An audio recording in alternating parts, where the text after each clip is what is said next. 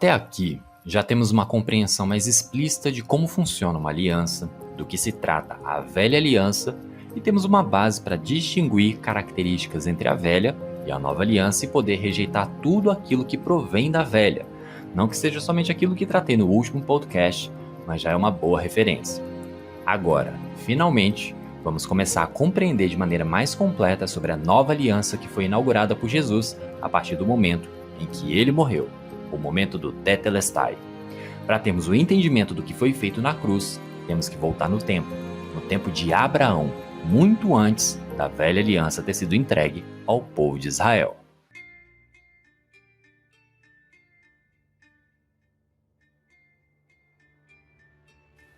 Você está escutando o podcast do Investidor Inteligente. Todas as semanas você pode nutrir a sua vida financeira com informações gratuitas de qualidade, apresentadas de forma bastante harmônica, lançando luz sobre diversos assuntos relacionados a finanças e investimentos. Eu sou Felipe Souza, seu anfitrião no podcast. Há mais de 10 anos sou planejador financeiro, psicoterapeuta financeiro, neurocientista e especialista em inteligência financeira. Você me encontra no Instagram e no Facebook através do @FelipeSouzaBR e também no meu canal no YouTube, Felipe Souza. Muito em breve, você não vai mais me acompanhar pelo podcast do Investidor Inteligente. Nós estamos mudando para o podcast Tetelestai Financeiro. E é por lá que eu vou te auxiliar a destravar sua mentalidade e te ajudar a entender que a prosperidade também é para a sua vida. Usando bem o seu dinheiro, você pode desfrutar de qualidade de vida, fazer com que ele sobre e investi-lo para realizar seus sonhos, projetos e objetivos. E ainda crescer espiritualmente, entendendo de forma prática qual é o real valor do dinheiro e como sua relação com Deus pode ser um pilar central na sua vida financeira. Eu te convido a buscar agora o podcast Tetelestai Financeiro na sua plataforma de podcast, inclusive para poder acessar os episódios mais recentes do que esse e desfrutar de entendimentos e ideias que te conduzirão à verdadeira e plena prosperidade.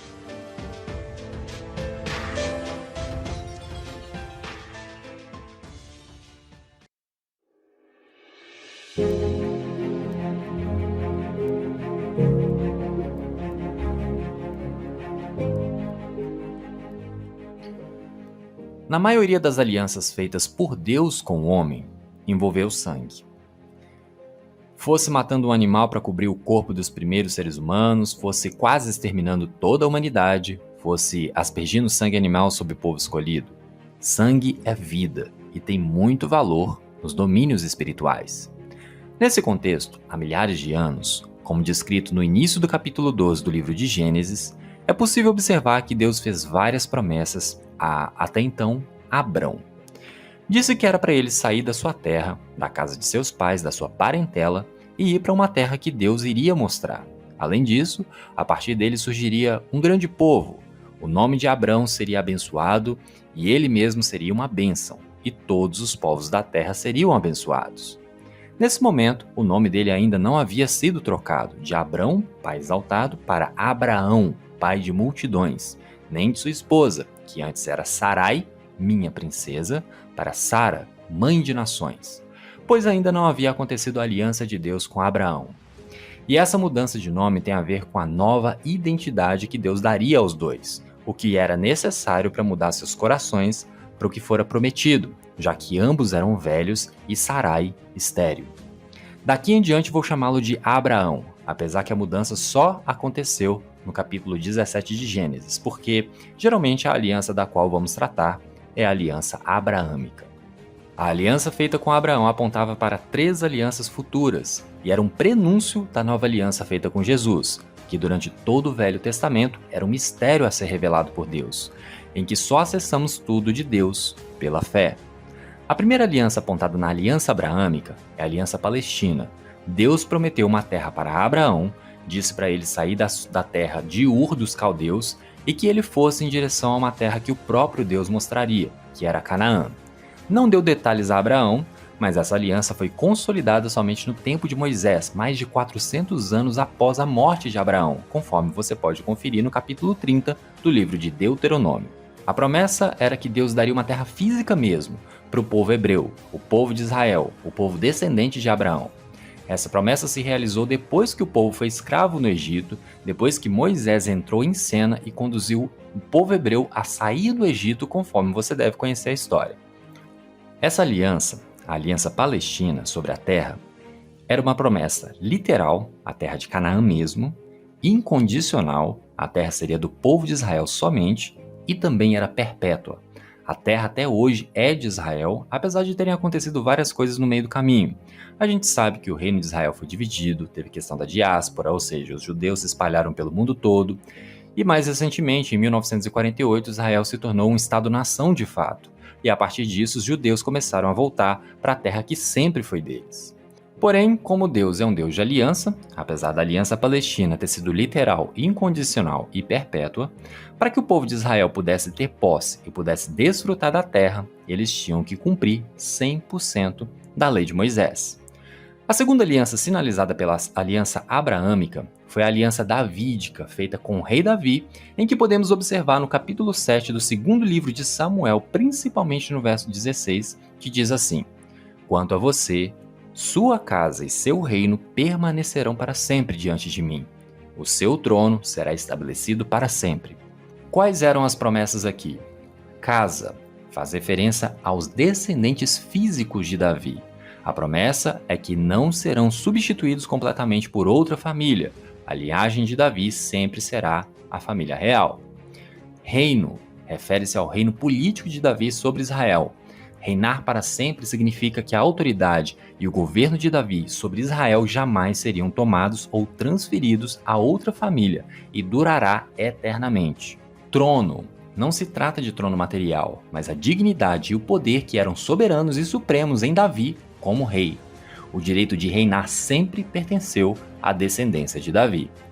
De acordo com algumas visões, essa aliança não está completamente cumprida, mas a gente sabe, ou vamos construir a compreensão, de que todos esses aspectos se reúnem em Jesus Cristo. E por fim, a nova aliança que teve como sinalização a profecia descrita no capítulo 31 de Jeremias, dos versos 31 a 34, em que as bênçãos dadas a Abraão e a Israel se estenderiam a todos os povos da terra. E nós vemos isso sendo cumprido com a vinda, a vida, a morte e a ressurreição de Cristo. Essa profecia no livro de Jeremias, conforme já abordamos, apresentou 3 fatos jamais vistos entre o povo judeu, muito menos descrito na humanidade: de que Deus ensinaria pessoalmente a cada filho, de que Deus estaria em intimidade com seus filhos, principalmente através do Espírito Santo que habita em nós, e eu espero que já habite em você, e de que Deus perdoaria todas as iniquidades e que os nossos pecados não seriam mais lembrados. Aproveitando o assunto, eu quero deixar bastante claro: eu, Felipe, não tenho a capacidade de te ensinar absolutamente nada. Com a compreensão da nova aliança, de que quem ensina a cada um é o próprio Deus, eu não posso e não vou fazer o papel de Deus em sua vida. Eu tenho o maior zelo, o maior carinho, o maior cuidado em expor isso tudo aqui. E você pode ter uma visão diferente, e nesse sentido te convido a pedir ao Espírito Santo que te traga o entendimento e revele, como ele tem me revelado, nas lentes do Tetelestai, depois que tudo foi consumado com a morte de Jesus. Tanto nas questões bíblicas, que também aprendo um pouco mais todos os dias, tanto em conhecimento quanto, mais importante, na prática, tanto nas questões financeiras quanto nas questões emocionais, eu sou apenas um facilitador. Quem vai conduzir o processo de transformação de dentro para fora, do seu coração, da sua mente, do seu comportamento, é o próprio Deus. Nem você mesmo é capaz de fazer isso com maestria. A metamorfose de uma lagarta para uma borboleta acontece de dentro para fora e é uma transformação completa, de um animal comedor de folha, fascinante, mas muitas vezes feio, para um animal alado, delicado e exuberante, seja uma borboleta, seja uma mariposa. Portanto, desde que nos coloquemos à sua disposição e estejamos desejosos pelo processo, Deus nos transforma do jeito que Ele quiser, no tempo que Ele quiser, da maneira que Ele quiser, fazendo sua obra primeiro em nós e, consequentemente, através de nós. Eu tenho o papel de facilitador, mas cabe a você pegar tudo isso que tem sido falado e exposto aqui e levar diante de Deus e deixar que o Espírito de Jesus, que é o seu professor, te mostre e te revele. À luz da nova aliança, tudo o que aconteceu antes de Jesus nascer e até antes da sua morte, bem como após a sua morte, deve passar pelas lentes do Tetelestai. Evangelho de João, capítulo 19, verso 30. Sem isso e sem o Espírito Santo, corremos sério risco de lermos e entendermos as Escrituras com base na religião ou nos nossos próprios conceitos. Tendo essa compreensão em relação à aliança que foi feita com Abraão, agora temos que começar a compreender que existiu uma aliança de sangue. Tudo que foi descrito no Velho Testamento apontava para o Cristo, só que estava encoberto. Hoje conseguimos ter uma compreensão mais facilitada porque temos as Escrituras, os Evangelhos e todo o Novo Testamento que explica mais claramente a revelação do Cristo, mas até o 2º século isso ainda estava sendo clareado. O próprio Jesus e os apóstolos tinham apenas o que chamamos hoje de Velho Testamento. Só que com a vinda e posteriormente a morte de Jesus e sua ascensão, o Espírito Santo foi derramado e aí começou a ser revelado o mistério. Os pontos começaram a ser conectados. Lá no capítulo 15 do livro de Gênesis, vemos a aliança que Deus fez com Abraão. Depois dessas coisas, o Senhor falou a Abrão, numa visão: Não tenha medo, Abrão. Eu sou o seu escudo. Grande será a sua recompensa. Mas Abrão perguntou: Ó soberano Senhor, que me darás se continuo sem filhos e o herdeiro do que possuo é Eliezer de Damasco? E acrescentou: Tu não me deste filho algum. Um servo da minha casa será o meu herdeiro. Então o Senhor deu-lhe a seguinte resposta: Seu herdeiro não será esse. Um filho gerado por você mesmo será o seu herdeiro. Levando-o para fora da tenda, disse-lhe: Olhe para o céu e conte as estrelas, se é que pode contá-las. E prosseguindo: Assim será a sua descendência. Abrão creu no Senhor, e isso lhe foi creditado como justiça. Disse-lhe ainda: Eu sou o Senhor, que o tirei de Ur dos Caldeus, para dar-lhe essa terra como herança. Perguntou-lhe Abrão: Ó soberano Senhor, como posso saber que tomarei posse dela? Respondeu-lhe o Senhor: Traga-me uma novilha, uma cabra e um carneiro, todos com 3 anos de vida, e também uma rolinha e um pombinho. Abrão trouxe todos esses animais, cortou-os ao meio e colocou cada metade em frente à outra. As aves, porém, ele não cortou. Nisso, as aves de rapina começaram a descer sobre os cadáveres, mas Abrão as enxotava. Ao pôr do sol, Abrão foi tomado de sono profundo, e eis que vieram sobre ele trevas densas e apavorantes. Então o Senhor lhe disse: Saiba que os seus descendentes serão estrangeiros, numa terra que não lhes pertencerá, onde também serão escravizados e oprimidos por 400 anos. Mas eu castigarei a nação a quem servirão como escravos, e depois de tudo sairão com muitos bens. Você, porém, irá em paz a seus antepassados, e será sepultado em boa velhice. Na 4ª geração, os seus descendentes voltarão para cá, porque a maldade dos amorreus ainda não atingiu a medida completa. Depois que o sol se pôs e veio a escuridão, eis que um fogareiro esfumaçante, com uma tocha acesa, passou por entre os pedaços dos animais. Naquele dia, o Senhor fez a seguinte aliança com Abrão: Aos seus descendentes dei essa terra, desde o ribeiro do Egito até o grande rio, o Eufrates, a terra dos queneus, dos quenezeus, dos cadmoneus, dos hititas, dos ferezeus, dos refaíns, dos amorreus, dos cananeus, dos girgazeus e dos jebuseus.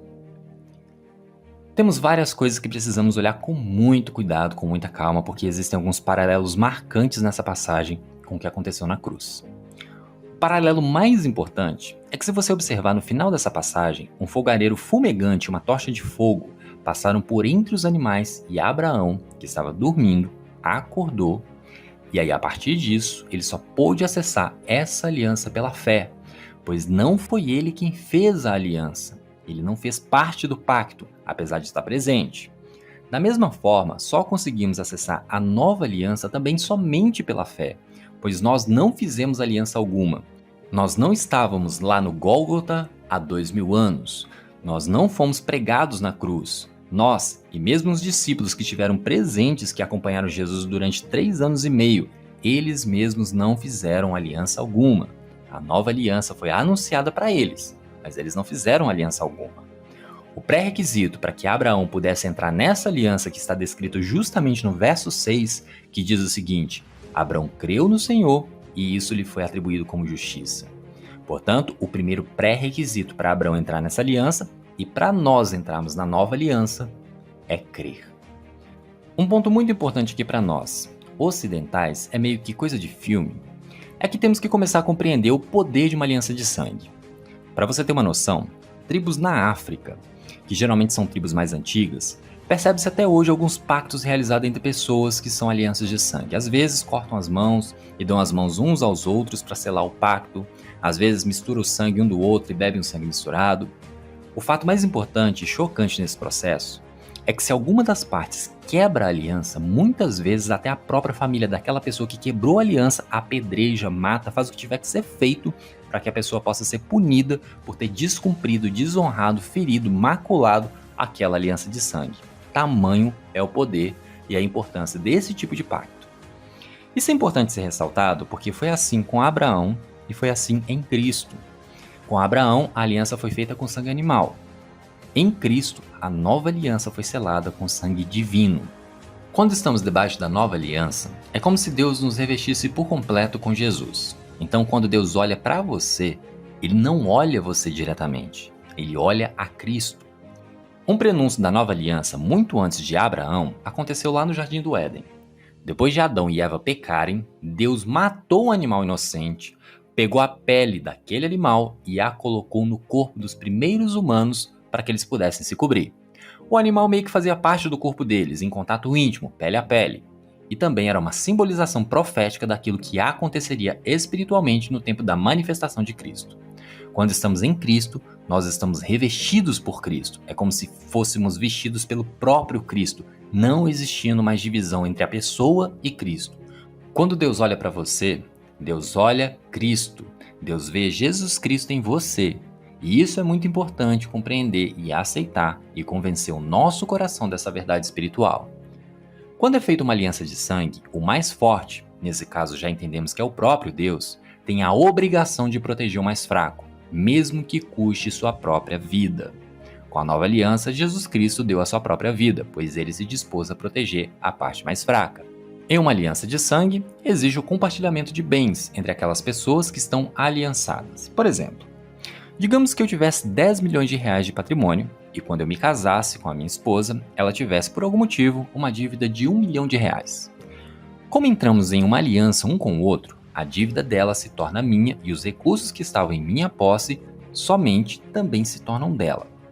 Sendo assim, a partir do momento em que a aliança foi forjada, a dívida dela seria absorvida pelo patrimônio e no final das contas teríamos juntos 9 milhões de reais. A dívida dela seria completamente quitada. Ao contrário do que muita gente possa imaginar, a nova aliança feita em Jesus já estava no coração de Deus há muito tempo, desde a fundação do mundo. Não era plano B, sempre foi plano A.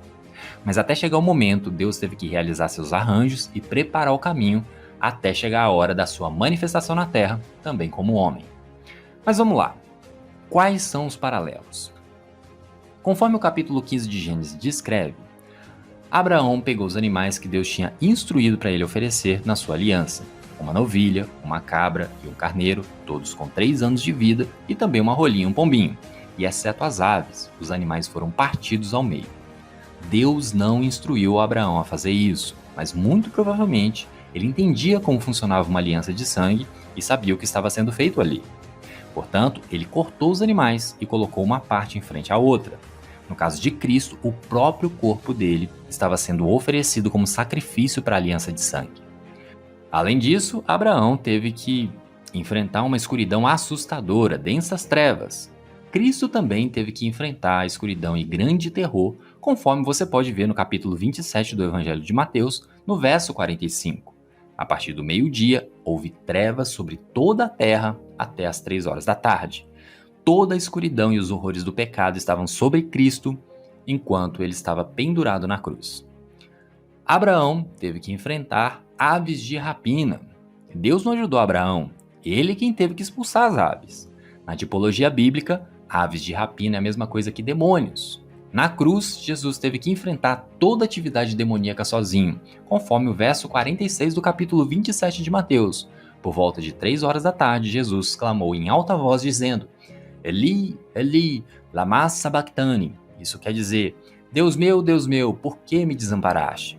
Jesus estava sozinho na cruz, sofrendo e percebendo toda a atividade demoníaca por conta do que estava acontecendo naquele momento, e ele sozinho teve que enfrentar toda essa manifestação por mim, por você e por cada ser humano que acreditar nele. E dentre vários outros detalhes, o mais importante é que a aliança feita com Abraão não foi feita com ele diretamente, assim como a nova aliança não foi feita diretamente com as pessoas. Se assim fosse, a nova aliança seria algo como a velha nova aliança, apenas um upgrade daquilo que estava em vigor. Mas não foi isso que aconteceu. Em ambas as alianças não houveram participação de nenhum ser humano. Abraão, depois de dormir, viu um fogareiro esfumaçante e uma tocha de fogo passarem pelos animais selando a aliança. Ele mesmo não participou diretamente da aliança. Ele acessou aquilo que estava acontecendo pela fé. Em Jesus, tanto aqueles que estiveram presentes quanto aqueles que crerem nele também não participaram ou participam diretamente da nova aliança. Só podemos acessá-la indiretamente pela fé na obra consumada da cruz através de Jesus. Se a nova aliança fosse feita com a igreja, com o ser humano, muito provavelmente essa nova aliança já teria sido invalidada. A aliança foi feita entre o Pai e o Filho, ou, como eu costumo dizer, foi feita entre Deus e Ele mesmo. Se a aliança fosse feita com você, ou fosse feita comigo, ou fosse feita com qualquer outro ser humano que já existiu, ela não seria uma aliança perfeita. Como assim? Pare e pense.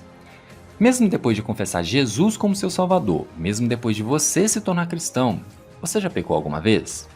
É uma pergunta retórica, porque eu sei que você já pecou várias vezes, tanto na mente, no coração, quanto em comportamento. Você pode não ter matado fisicamente ninguém, mas já odiou. E isso é o mesmo que um homicídio aos olhos de Deus. Já cobiçou, já mentiu, já se sentiu orgulhoso, vaidoso, já falou besteira, enfim. Já pecou várias vezes e vai continuar pecando por causa da sua natureza pecaminosa. Então, a partir do momento em que você pecasse uma única vez, você já invalidaria a aliança que foi feita. Nesse sentido, a aliança foi feita entre o Pai, que é perfeito, e entre o Filho, que também é perfeito e que é Deus. Se a aliança fosse feita com a gente, ela seria algo similar ao que foi feita com o povo de Israel lá em Moisés. E não funcionou e jamais funcionaria. Então Deus teve que fazer uma aliança com ele mesmo. E por que isso é importante? Porque muitos cristãos, e eu me incluo e por isso que também tenho que me vigiar, experimentam dificuldades, muitos cristãos experimentam lutas, muitos cristãos experimentam toda uma sorte de impedimentos de acesso àquilo que Deus já deu a partir de Jesus Cristo. E junto com isso vem culpa, vem condenação, vem derrota, vem tudo aquilo que, pelo menos racionalmente, não deveríamos experimentar estando sob a nova aliança. E por que isso tudo acontece? Porque, de forma muito sutil, podemos estar nutrindo uma crença central no nosso coração de que a aliança que o Pai fez com o Filho depende de nós. E não depende.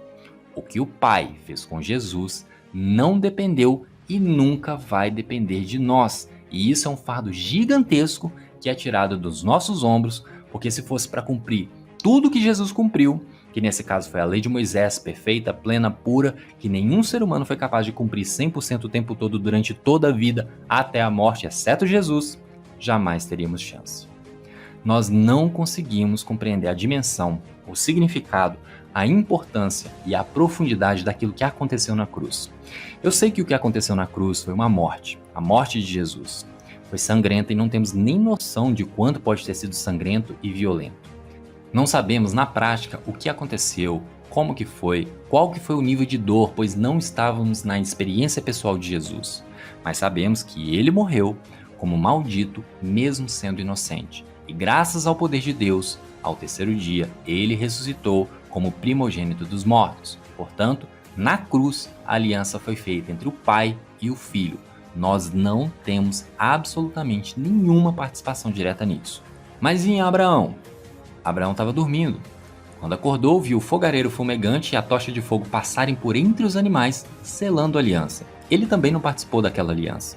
Ele acessou a aliança feita em sua presença pela fé. Mas o que e quem representavam essas duas manifestações? O braseiro fumegante é um símbolo de Deus Pai. Como que eu sei disso? Onde que eu encontro isso na Bíblia? No capítulo 13 do livro de Êxodo, quando o povo de Israel saiu do Egito, durante o dia existia uma coluna de nuvem para que o povo pudesse caminhar no deserto. durante a noite, existia uma coluna de fogo, e essa coluna de fogo era justamente a manifestação da presença de Deus durante a noite para que o povo pudesse continuar a caminhar. Então, esse braseiro fumegante representa Deus Pai. E a tocha? A tocha representa Jesus. Como assim?